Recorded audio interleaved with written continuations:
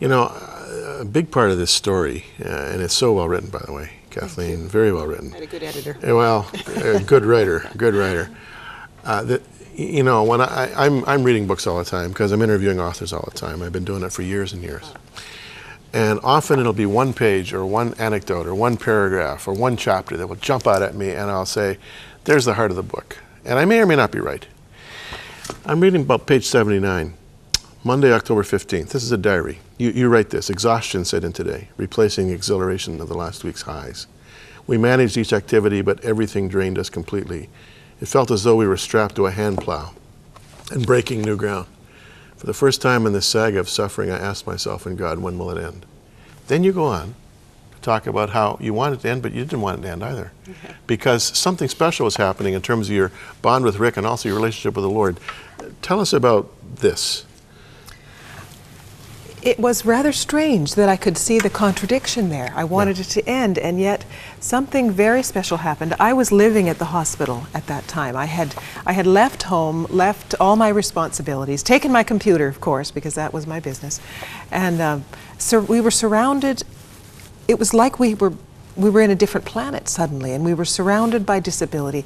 But God moved in with us into that place, and it was such an exceptional 6 months of experiencing His suffering in a sense, and being surrounded by those He loved, the disabled, the people who really had to lean on Him for their strength in many ways, and even though they didn't realize it, He was sustaining them.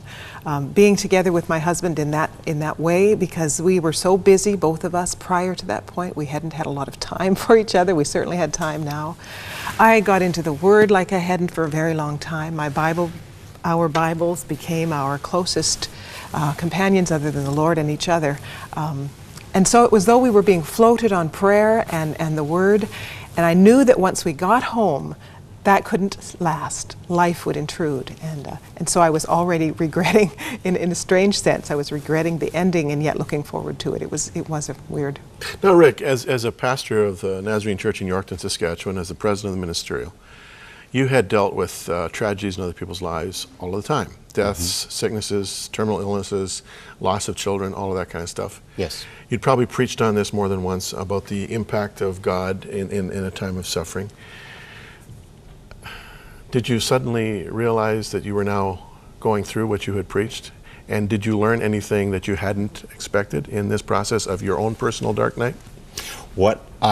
Yes, I mean, in answer to that, I did realize that I was going through something that I had been preaching about for years on how to handle, and somehow recognizing that I'm going through this, and God is so near to me.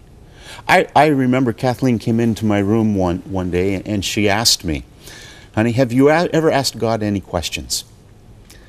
And I very slowly thought about it and replied to her, "Yes, but not the question you're thinking. It's not, the question of why, God, why is this happening to me?"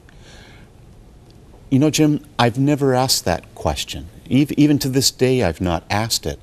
The question that I remember asking was lying there in bed and saying, "Lord, if you have called me to be a pastor or a minister, and I know you have, how in the world are you going to get any glory if all I can do is wave this arm around?" And it actually helped me to start saying, okay, what is God doing here? I know He's with me. And so now we started looking for, what is God doing? How is He revealing Himself to us? And how is He helping not only us through this experience, but the people who we came in contact with? Others with disabilities and those who are handicapped, and learning to help them look to see what God is doing. This is not a fair question to both of you. I'm going to ask it anyway because I know a lot of my viewers want to ask it. If you could go back 2 years and avoid this whole thing, would you? No. I've been asked that question. You didn't even take a times. breath. You just said no. No. Really? Really. Why? Really. because what God has been doing and what we have seen God do is far greater than what I saw God doing or experiencing when I was healthy and whole.